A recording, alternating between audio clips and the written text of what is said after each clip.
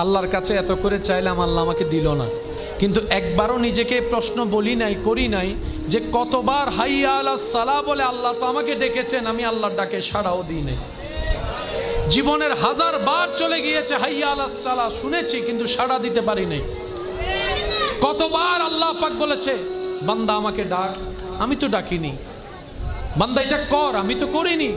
বান্দা এইভাবে চল, আমি তো চলিনি।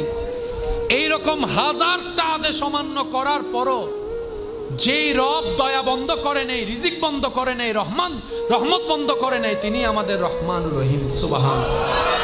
তো মুমিন বান্দারা আফসোস করে না, আপত্তি করে না, ওনারা অপেক্ষা করে রবের হুকুমের। ওই রবের হুকুম আসা পর্যন্ত অপেক্ষা করার মাঝখানে যে রাস্তা, এটার নামেই সবর, এটার নামেই ধৈর্য। বলেন না সুবহানাল্লাহ।